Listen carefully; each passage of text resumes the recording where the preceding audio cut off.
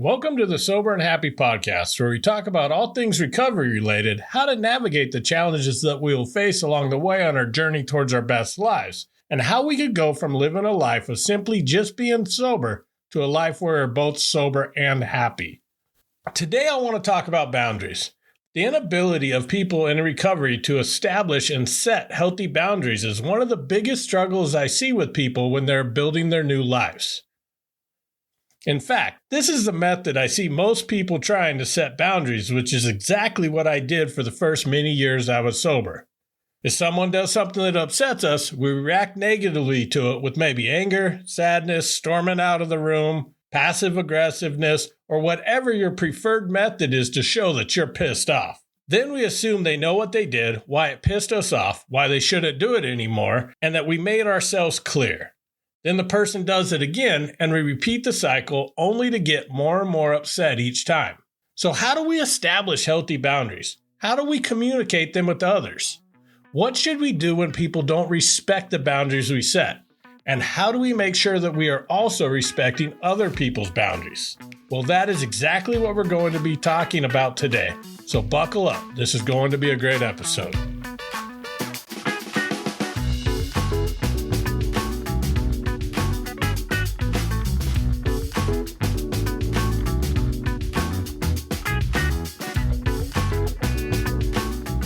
I find the first problem most people have when it comes to setting boundaries is that we haven't even clearly defined what our boundaries are. Many of us, when we get sober, are trying to step out of a very toxic life that we have been living in.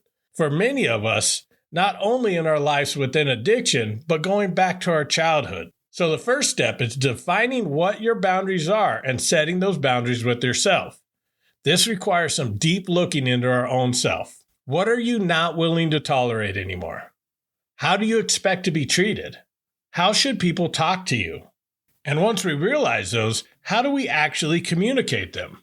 I find a lot of people, even after realizing what they want to accept and not accept in their lives, are still unable to communicate them with the people in their lives. When I ask more about it, these are some of the biggest challenges I found people have had. They feel like they're demanding how someone else acts.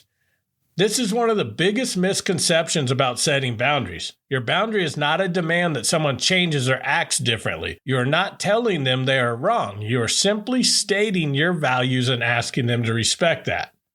For example, I don't talk politics. It is something that I've found in my life does not add value and mostly brings up negative emotions. So I just have chosen to remove political debates from my life. When I first decided that, I had to voice this to some of my friends I may have had heated political debates with in the past. I'm not telling them they are wrong for being passionate about their political beliefs or that they should also stop talking about politics. I'm simply telling them that I no longer want to engage in those conversations myself.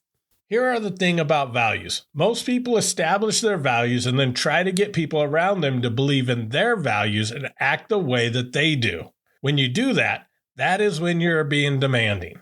However, when you're establishing healthy boundaries, you're not demanding that they change. You're simply stating your values and what you'll accept and not accept. So back to the political debate boundary I set, and I will show you examples of each. I have one particular friend that I know is very into politics. We have debated our different political beliefs several times in the past. When I first decided I no longer want to talk politics, the first time that it was brought into conversation, I simply stated, I decided that talking politics was only causing me frustration and anger, and that for me, it is better to not talk politics. So moving forward, I do not want to have political debates.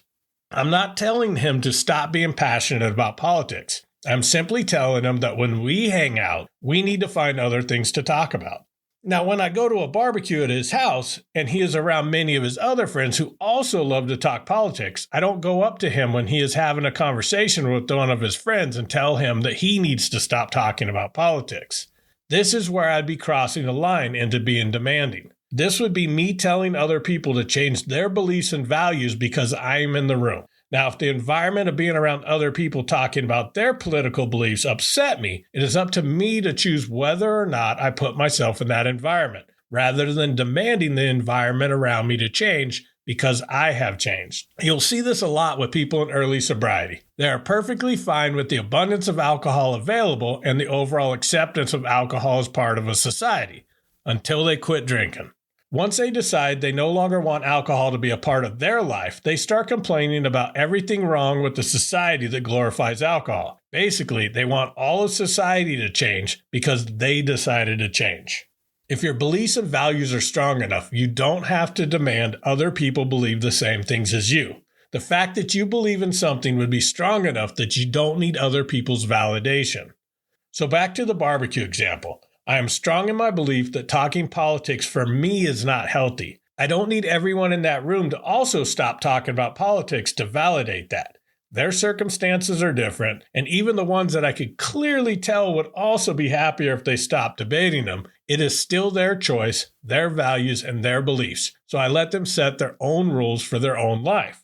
Now, in that situation, if someone one-on-one comes up to me and asks me about my thoughts on a political matter, I'll just let them know nicely. I don't get into political conversations these days. If they insist with a comment like, "Really, you don't care about what's going on in this country?" I simply restate my boundary and say something like, "Seriously, talking about politics is just not my thing." So this part took practice, as my desire for people to agree with my stance was strong. When he said, "I don't care about what's going on in this country," my initial reaction was to tell him, I do care what's going on, I have my own personal beliefs, and I simply don't want to talk about them. Now what happens if I say that? I'm opening the conversation up to debate, which is what I'm trying to remove from my life. You do not need to defend or justify your boundaries to everybody. If you're making a major life change that will affect your family and friends, then I definitely encourage stating your feelings around them so that the other person knows how it makes you feel. Now let's bring this back to alcohol. Let's say when you first get sober, you decide that you do not want to be around alcohol, but you also have a friend that you regularly meet on Saturdays for lunch and some drinks.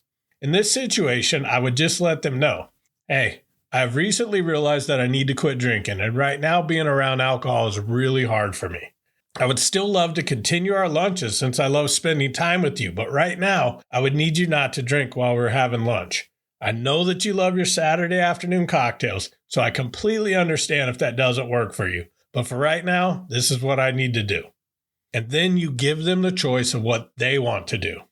This brings up the biggest fear I see around setting boundaries, that people are going to reject you and no longer going to want to continue the relationship. I would love to tell you that this isn't going to happen, but it will at times.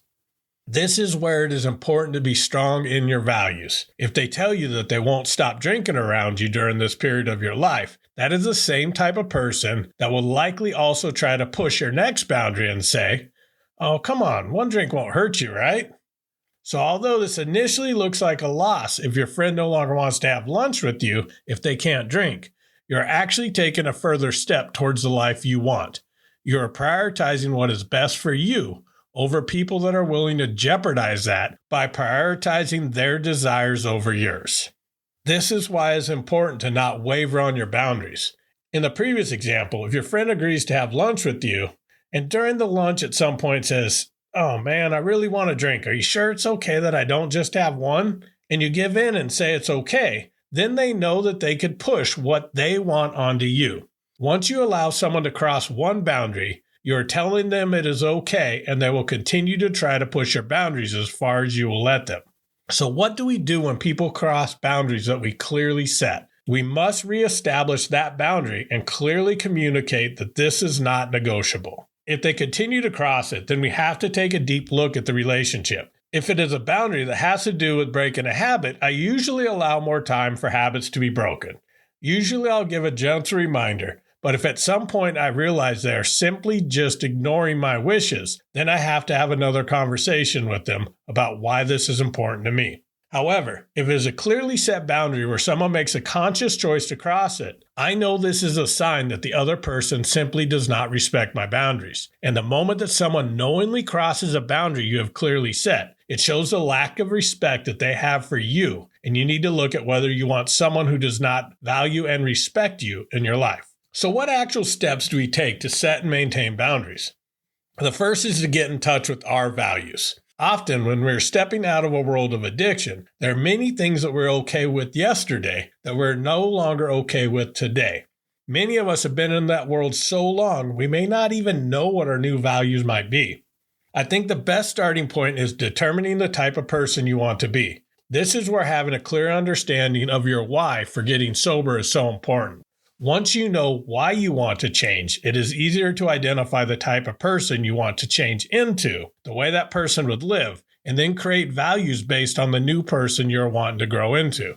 For example, let's say your why is to become the parent that your children deserve, and you know that your addictions in the past have limited your ability to be that person. You're getting sober so you can become that person. Now, if you're in the stage of your recovery where even being around alcohol causes huge temptation and maybe even have led to relapses in the past, then intentionally putting yourself into a position that might risk relapse would be the opposite of becoming that person. So your why is becoming the parent your children deserve. Your value is that you won't put yourself in situations that will jeopardize that. So when you have that discussion with your friend about lunch, your boundary is based on that why and the new value that you have established that is aligned with it. If they basically give you an ultimatum, then you're not abandoning your friendship. You're prioritizing the relationship with your children that you're trying to repair. It matches your new values. It is perfectly aligned with your why of being the parent your children deserve. That is exactly how the type of person you're pushing to become would act. So it is exactly how you should act. And this is the step where you need to set clear boundaries with yourself. What kind of behavior is acceptable for the new you? Most people that relapse blame the final event for the relapse, but if we walk it back, we'll almost always see that the ball got rolling by not having clear boundaries within ourselves. I have seen countless people get sober, get out of a toxic relationship, get back with their ex, have the relationship blow up again, drink, and then blame their ex since the way that they treat them caused them so much pain that a drink seemed like the only way to take away that pain. However, if that same person had clear boundaries with themselves about the way they will allow others to treat them, then they would have not even entertained the idea of getting back into a toxic relationship in the first place. They would have known that the reasons for getting sober are more important than the uncomfortableness of being alone at the moment, and that the person they want to become would not put themselves knowingly in a position to get hurt again. That is why it's so important to have a solid why. It is our anchor. If you see a boat that is anchored, it doesn't mean that the boat doesn't get rocked a little bit by a storm. It doesn't mean that it doesn't get pulled away from the anchor point sometimes, but it does mean that it won't stray too far and will always be able to return to that anchor point. So now that we have an idea of our values and boundaries, it is about communicating them to others. When setting boundaries, it is important to communicate them clearly and assertively. Be honest and direct about what you need and what you are willing to tolerate. Don't assume they know. Don't generalize what you want. Be clear, concise, and unwavering. Once you have established your boundaries, it is important to be consistent in enforcing them. This can help build trust and establish a sense of respect in your relationships. You must value other people's boundaries also. This is about establishing healthy relationships, and if you're setting boundaries and not respecting others, this is just demanding others act how you want them to.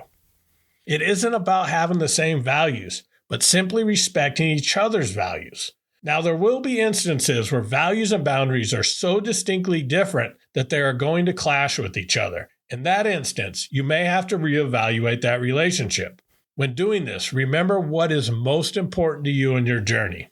And lastly, remember that your values are going to change as you grow, so your boundaries will shift also. Give yourself permission to change what is acceptable to you. This is not an invitation to justify changing your boundaries when things get uncomfortable, just allowing them to change while you continue to grow. I know this can be scary and that we will worry that we will lose relationships in the process, but creating and maintaining boundaries is crucial for our well-being and our health of our relationships.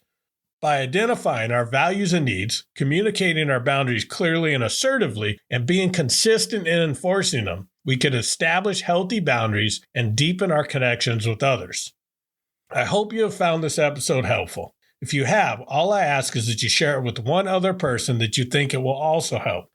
New episodes come out each Friday, so I look forward to connecting with you next week. And as always, thank you so much for listening and keep living sober and happy.